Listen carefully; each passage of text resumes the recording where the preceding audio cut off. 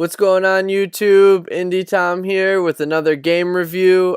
Today we're doing Leah. Leah's a game I did a playthrough maybe I think like 2 weeks back. It's a cool little indie game on Game Jolt. I'll put the link in the description below. But it's a game developed by the developer is Project Hand Soap, and it's an adventure. It's listed as an adventure, but I would say also a horror game because it made me scream like a girl. It's built on the Unity engine, and it has about a 30-minute runtime, give or take. Um, so I just want to go over a few things, you sort of the good and the bad of this game, what I thought about it. So for me, let's start with the good. Definitely a fun game. Super fun to play. That's one of the most important things of a game. You know, it could be the greatest game ever, really thought-provoking or great graphics, but if it's not fun, it's not a good game. Um, Going on to the graphics were really good in this game. For the Unity engine, they're not like amazing. You're not gonna get like Skyrim or anything like that, but definitely good. Good for Unity, and they're definitely like acceptable and good enough for the story. Um, Also the sound. I'm gonna spend a lot of time about the sound. This is something that a lot of games, especially indie games, tend to overlook. And you know, myself being an audio guy, I'm really into sound, and to have good sound in your game is huge. And this game really does a great job. Not only just the sound effects and sort of the background music, but just the ambiance that it sets up. I mean, this game is very atmospheric. But just you know, they play these really low tones that sort of make you feel uneasy. It's just really well done. The sound's awesome. And going, you know, again to the atmospheric feel for it. The scares are very subtle. I'm not one of those guys who loves, you know, these big jump scares. Like, I'm not into the, you know, Five Nights at Freddy's, or I'm not really into the jump scares. And this game is really good. It doesn't whore them out. It does have like one or two, but for the most part, it's a very atmospheric game. They're really sort of trying to set this very creepy feel for the game.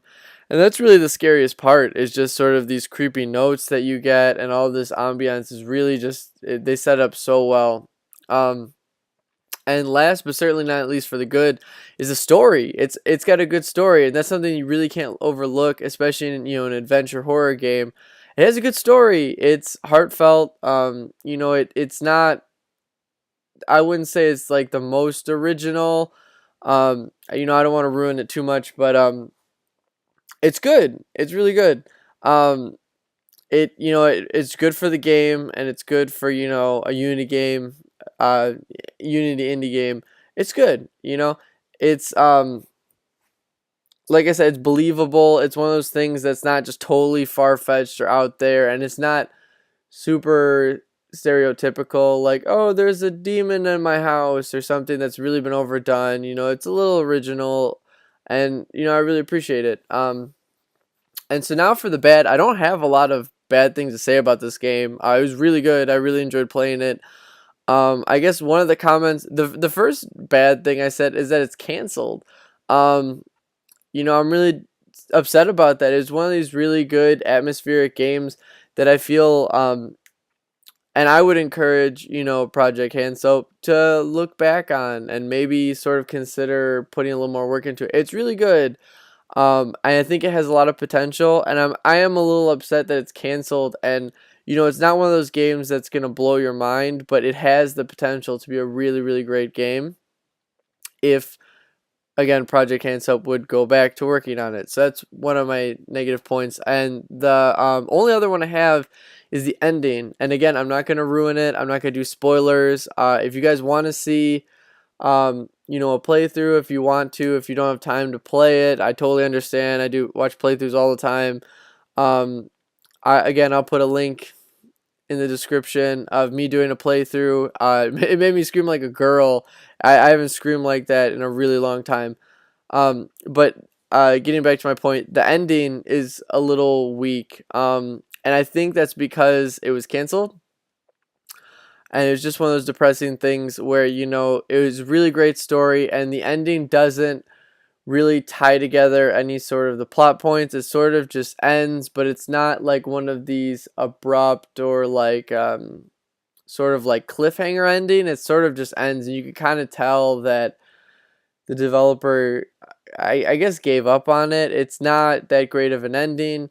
It's still a good story, and I still think it's worth playing. It's not a game ruiner. It's not you can still play the game and still enjoy it, but it's just a little weak, and I feel like they could have ended it a little bit better. But like I said, that's just my opinion. That's just my 2 cents. In the end, I would still highly recommend Leah. Again, I'm going to put a link in the description. I'll also put my playthrough in the description.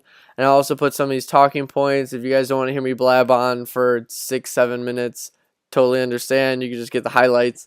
But thank you guys so much for watching. Let me know what you guys think of the game. If you have played it, if you're interested in playing it, what you guys look for in a good, indie adventure horror game. And as always, leave a like, comment, subscribe. Thank you guys so much. It's been Indie Tom, and I'll see you guys later. Bye.